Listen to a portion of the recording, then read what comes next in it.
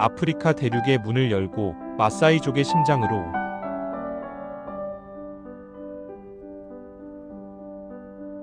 아프리카 대륙 그 광활한 심장부에서 태어난 이야기의 첫 장은 케냐의 수도 나이로비에서 웅장하게 시작됩니다.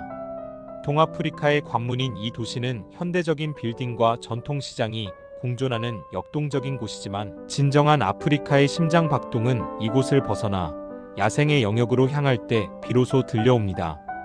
우리의 여정은 문명의 경계를 넘어 야생의 심장이라 불리는 마사이마라 국립공원을 향해 약 6시간 동안 붉은 흙먼지를 일으키며 달리는 대장정입니다. 이 길은 단순한 이동 경로가 아니라 수천 년의 세월 동안 아프리카의 원시적인 아름다움과 용맹한 전통의 숨결이 살아 숨쉬는 마사이족의 터전으로 들어가는 성스러운 통로입니다. 나이로비의 번잡함을 뒤로하고 펼쳐지는 대평원은 여행자에게 아프리카의 진정한 얼굴을 보여줍니다. 끝없이 이어지는 지평선과 하늘을 찌를 듯 솟아오른 아카시아 나무, 그리고 그 아래에서 평화롭게 풀을 뜯는 기린과 영양대의 모습은 마사이족의 삶의 무대가 얼마나 웅장하고 거친 곳인지 시각적으로 증명합니다. 이곳에서 마사이족은 단순한 부족이 아닌 이 광대한 사바나 생태계의 가장 중요한 수호자로 존재해 왔습니다. 탄자니아와 케냐를 아우르는 삶의 터전, 그레이트 리프트밸리의 주인.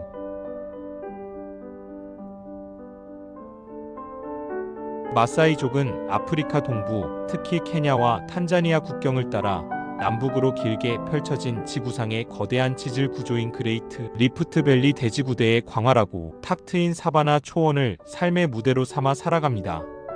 이 지역은 마사이족이 신으로부터 받았다고 믿는 목초지와 물이 풍부한 축복의 땅입니다. 이들을 만날 수 있는 대표적인 장소는 케냐의 마사이마라 국립공원 인근 지역의 마사이 마을이며, 이 마을들은 여전히 유목 생활의 흔적과 전통적인 공동체 문화를 고수하고 있습니다. 마사이마라와 세렝게티, 하나의 생태계.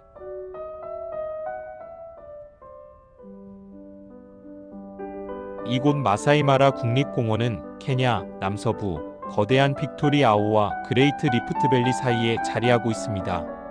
지리적으로 남쪽으로는 탄자니아의 세렝게티 국립공원과 경계를 맞대고 있어 이 두 공원은 사실상 울타리가 없는 하나의 거대한 생태계를 형성합니다. 이 생태계의 심장부에서는 수많은 야생동물의 삶의 순환이 이루어지는 현장인 대이동이 매년 펼쳐집니다. 매년 건기가 시작되면 마실 물과 푸른 풀을 찾아 수백만 마리의 누와 얼룩말을 비롯한 초식동물들이 탄자니아 세렝게티에서 케냐 마사이마라로 목숨을 건 대장정을 펼칩니다. 이들의 행렬은 수십 킬로미터에 달하며 하늘에서 보면 마치 살아 움직이는 강물처럼 보입니다. 이는 지구상에서 가장 위대한 야생의 드라마로 손꼽히며, 특히 이들이 악어떼가 들끓는 마라 강을 건너는 순간은 야생의 처절한 생존 본능과 자연의 무자비함을 고스란히 보여줍니다. 이러한 야생동물의 순환 속에서 마사이족은 수백 년간 유목민으로서의 전통을 지켜왔습니다. 그들은 이 광활한 초원을 자신들과 야생동물들의 공동터전으로 인식하며 자연의 섭리에 순응하며 살았습니다. 이들의 삶은 누, 얼룩말, 기린 등 야생동물들의 무리 사이에서 자신들의 솥대를 돌보는 것으로 이루어져 왔으며, 이들은 초식동물들의 이동 경로를 정확히 파악하여 자신들의 가축을 이동시키는 놀라운 지혜를 발휘했습니다. 강인함의 상징, 마사이족의 체형과 복식 문화.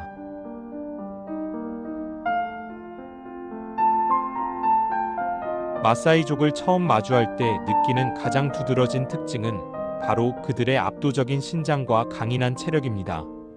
다른 아프리카 부족에 비해 유난히 키가 크며 남녀를 통틀어 평균 신장이 약 177cm에 달하는 장신 부족입니다.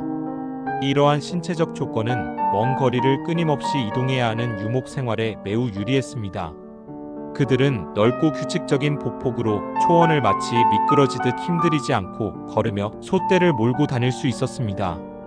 이들의 우월한 시력과 청력 역시 초원에서 가축을 지키고 야생동물을 감시하는 데 결정적인 역할을 했습니다.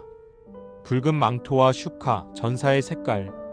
마사이족 남성들은 멀리서도 시선을 사로잡는 독특한 복장, 바로 붉은색 망토를 걸치고 있습니다. 이 망토는 슈카라고 불리며 마사이어로 몸을 감싸다라는 의미를 가집니다. 전통적인 붉은색 외에도 푸른색, 체크무늬 등 다양한 색상과 문양이 사용되지만 붉은색은 마사이족의 정체성 그 자체입니다. 붉은색은 용기와 힘, 그리고 피를 상징하며 특히 전사 계급의 남성들에게는 필수적인 색상이었습니다. 이 색깔은 초원에서 포식자들을 위협하고 자신들의 존재감을 드러내는 역할도 했습니다. 마사이 여성들은 정교하고 화려한 구슬 장식의 목걸이와 장신구를 착용하여 자신들의 아름다움과 사회적 지위를 표현합니다. 구슬의 색깔과 패턴에는 부족의 역사, 결혼 여부, 자녀의 수 등 다양한 정보와 의미가 담겨 있어 이들의 장신구는 단순한 장식이 아닌 살아있는 문화 코드입니다.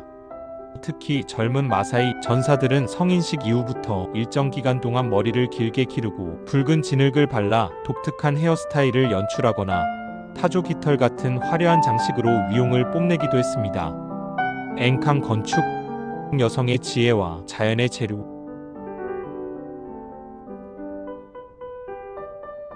마사이족의 공동체 마을은 보마라는 이름으로 불리며 집들이 옹기종기 모여 거대한 원형의 집단을 이루는 구조를 가집니다. 이 원형 배치는 바깥쪽은 가시나무 울타리로 막고 내부 중앙에는 가축 우리를 두어 밤이 되면 소떼를 사자나 하이에나 같은 포식자로부터 안전하게 보호하는 군사적, 생활적 지혜가 담겨 있습니다. 마사이족의 전통 가옥은 앵캉 또는 음마냐타라고 불리며 이 집을 짓는 것은 전적으로 여성들의 몫이었습니다. 건축 재료와 방식으로 집은 나뭇가지를 엮어 골조를 세우고 풀을 덧댄 후 가장 중요한 재료인 소의 배설물 쇠똥을 흙과 반죽하여 표면에 두껍게 바르고 틈을 메워 완성합니다. 이 쇠똥 반죽은 놀랍게도 단열 효과가 매우 뛰어나 사바나의 뜨거운 낮과 추운 밤의 기온 변화에 효과적으로 대응하며 비바람에도 강한 방수 효과를 제공하는 친환경적인 건축 재료입니다. 집은 반원형이 낮은 지붕 형태를 가지며 내부 공간은 매우 협소합니다. 보통 한 집에는 3세대 이상이 함께 거주하며 가족 구성원과 가축은 가족의 일부로서 소중히 여겨져 함께 마을 내부 공간을 공유하며 생활했습니다. 마을 전체 둘레에는 가시나무로 만든 높고 날카로운 울타리를 칩니다. 이 가시나무는 주변에서 쉽게 구할 수 있으며 날카로운 가시가 달려 있어 가축을 노리는 맹수들의 침입을 막는 자연 방어 시스템 역할을 합니다. 마사이족의 생존과 신이 내린 선물.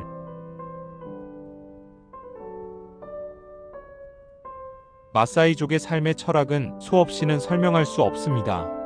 소는 마사이족에게 단순한 재산 가치를 넘어 신이 내린 최고의 선물이자 정신적 지주로 여겨집니다. 마사이족의 전설에 따르면 창조주 엥가이가 세상의 모든 소를 오직 마사이족에게만 주었다고 믿었기에 과거에는 다른 부족의 소를 빼앗아오는 소 약탈 행위를 정당하다고 여겼으며 이는 부족의 용맹함을 드러내는 행위이기도 했습니다. 이러한 믿음은 마사이족의 강한 자부심과 용맹함의 근간이 되었습니다. 주요 식량 우유는 마사이족의 주요 일상 식량입니다. 이들은 신선한 소젖을 마시거나 발효시켜 먹습니다. 전통적인 영양 보충제로 과거에는 단백질과 영양을 보충하기 위해 사냥한 짐승의 피나 심지어 소의 경동맥을 잠시 찔러 뽑은 소의 피를 우유와 섞어 마시기도 했습니다. 이는 부족 전체의 건강을 유지하는 중요한 방식이었습니다. 하지만 일상적인 식사를 위해 소를 잡는 일은 매우 드물며 소는 거의 가족 수준으로 정성을 다해 보살펴집니다. 보통 양이나 염소를 식용으로 기릅니다. 축제나 성인식 등 특별한 경우에 소를 잡게 되면 소의 모든 부위를 버리지 않고 활용합니다. 뿔은 물이나 술을 담는 용기로, 발굽과 뼈는 장신품이나 도구로, 가죽은 말려서 신발, 옷, 잠자리, 덮개, 끈 등을 만드는 데 사용됩니다. 마사이 공동체에서 남자의 지위는 오로지 소유한 소떼의 규모와 자녀의 수로 결정되었습니다. 보통 소 50마리 정도를 소유하지 못한 남자는 가난한 사람으로 여겨졌습니다. 소의 숫자가 많다는 것은 곧 부족 내에서 그의 영향력과 발언권이 크다는 것을 의미했습니다. 결혼 시 신랑은 신부 가족에게 존경의 표시이자 신부의 가치에 대한 대가로 상당한 양의 가축, 소, 염소, 양 등을 신부갑으로 치러야 하는 풍습이 있었습니다. 이는 소가 단순한 가축을 넘어선 사회 경제적 화폐 역할을 했음을 보여줍니다. 전사의 통과 의례, 사자 사냥의 영광과 그림자.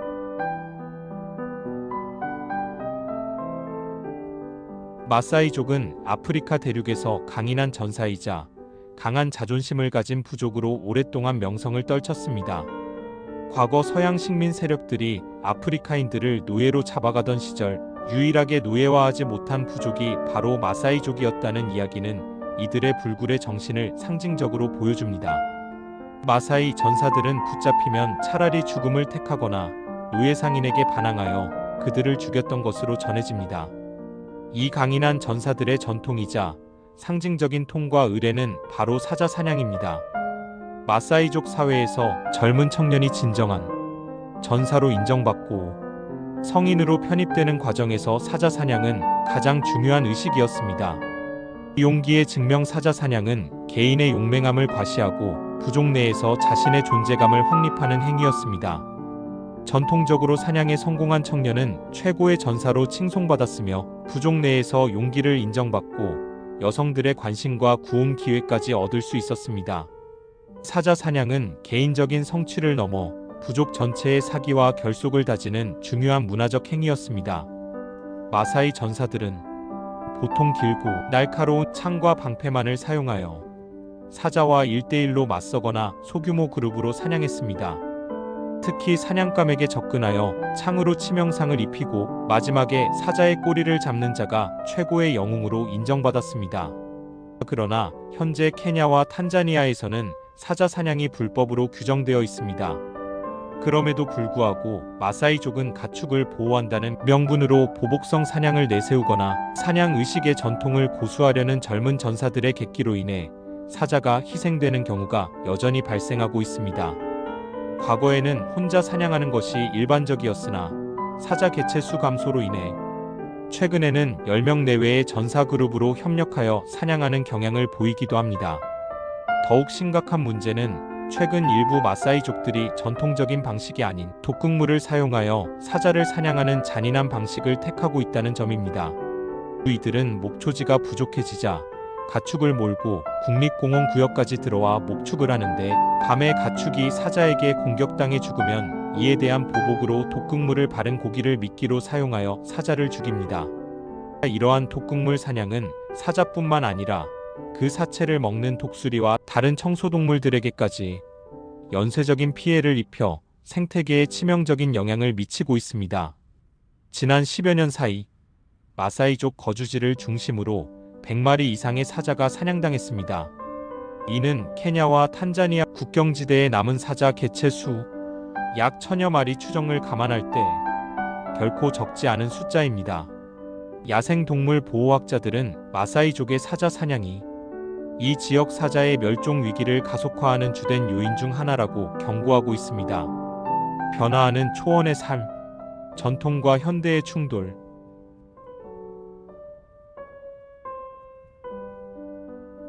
마사이족은 자신들의 문화와 삶의 방식을 지키기 위해 끊임없이 외부 세계와 충돌해 왔습니다. 케냐 정부는 마사이족에게 정착하여 농경 생활을 하고 현대 사회에 편입될 것을 요구하며 정착할 수 있는 기반시설 학교, 병원, 주택을 제공해 왔습니다. 그러나 마사이족은 과거 영국의 식민 지배에도 굴하지 않고 자신들의 문화를 지켜왔듯이 정부의 요구에 쉽게 응하지 않고 유목민으로서의 전통적인 삶의 방식을 고수하기를 원하고 있습니다. 그들은 자신들의 문화와 소에 대한 애착이 매우 강하여 정착 생활을 강요하는 것은 자신들의 정체성을 파괴하는 것으로 인식합니다. 하지만 오늘날 마사이족의 독특한 관습과 문화는 빠른 속도로 사라져가고 있습니다. 이들의 전통적인 삶의 터전이었던 드넓은 초원은 지속적으로 침해받고 있습니다. 마사이족이 거주하는 대부분의 지역이 케냐의 마사이마라 국립보호구역이나 탄자니아의 세렝게티 국립공원 등 국립공원으로 지정되어 보호를 받고 있습니다. 이는 야생동물 보호라는 긍정적인 측면이 있지만 마사이족의 자유로운 유목 활동을 제약하는 결과를 낳았습니다. 개발 압력 늘어나는 인구를 수용하기 위한 주택, 건설 부지 및 농업용지로 초원이 개발되면서 마사이족의 유목 경로가 끊기고 목초지가 줄어들고 있습니다. 이에 따라 케냐와 탄자니아 정부는 마사이족에게 농경 정착을 적극적으로 지원하고 있으며 교육의 확산과 경제적인 압력으로 인해 점차 유목 생활을 포기하고 정착하는 마사이족의 수가 늘어나고 있는 추세입니다. 관광객을 위한 쇼. 마사이 마을의 두 얼굴.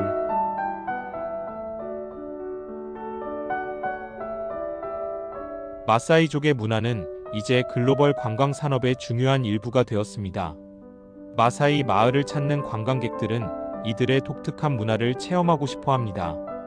마사이 마을에 도착한 관광객들은 환영의 의미로 마사이족의 대표적인 전통춤인 아다무, 점프춤과 노래를 접할 수 있으며 마사이족 가이드가 부싯돌로 불을 피우는 퍼포먼스 등을 보여주며 마을을 안내합니다. 이는 마사이족에게 중요한 수입원이 되고 있습니다. 유목 생활을 지속하기 어려워진 일부 마사이족들은 관광객에게 전통, 장신구 등의 관광용품을 판매하거나 함께 사진을 찍어주고 돈을 받는 방식으로 생계를 유지합니다. 이들은 전통적인 전사의 역할에서 벗어나 현대 사회의 경제 논리에 따라 관광객을 상대하는 역할을 수행하고 있습니다. 이러한 관광 수요를 이용해 상업적으로 운영되는 가짜 마사이 마을도 생겨나고 있습니다. 이 마을들은 실제 주민이 거주하며 전통 생활을 하는 곳이 아닙니다. 오직 관광객에게 전통적인 모습을 보여주기 위한 테마파크식으로 운영되며 이곳에서 일하는 마사이족들은 정해진 시간에만 관광객을 맞이하고 관광객이 떠나면 자신들의 실제 주거지로 퇴근하여 돌아가는 전통과 생계가 섞인 이중적인 삶을 살고 있습니다.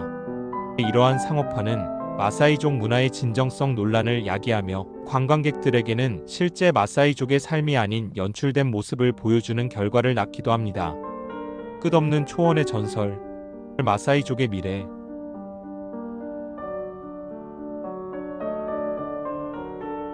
마사이족의 생활 터전은 비록 케냐와 탄자니아의 국경으로 나뉘어 있지만 아프리카 여행에서 이들의 역동적인 삶의 일부를 엿볼 수 있는 곳은 여전히 케냐의 마사이 마라 국립보호구역과 탄자니아의 세렝게티 국립공원 인근의 원주민 마을입니다. 마사이족은 단순한 유목민이 아니라 아프리카 초원의 광활함과 용맹함을 상징하는 살아있는 전설입니다. 그들의 붉은 망토가 초원 위를 가로지르는 모습은 수많은 도전과 변화 속에서도 자신들의 전통과 강인한 정신을 지켜내려는 한 부족의 숭고한 의지를 보여주는 듯합니다. 이들의 이야기는 단순한 부족의 역사를 넘어 다음과 같은 인류의 보편적인 질문들을 던져줍니다. 포식자인 사자와 피식자인 소, 그리고 인간 마사이족이 수백 년간 어떻게 균형을 이루며 살아왔는지, 문명의 발달과 환경, 보존의 요구 속에서 전통적인 삶의 방식은 어떻게 지속 가능할 수 있는지, 상업화와 세계화의 물결 속에서 한 부족의 고유한 정체성은 어떻게 지켜져야 하는지, 마사이족의 발자국은 오늘도 아프리카 초원에 남아있으며 그들의 이야기는 자연과 인간, 전통과 현대 사이의 끝없는 갈등과 조화를 담고 있는 아프리카의 가장 깊은 울림으로 영원히 전해질 것입니다.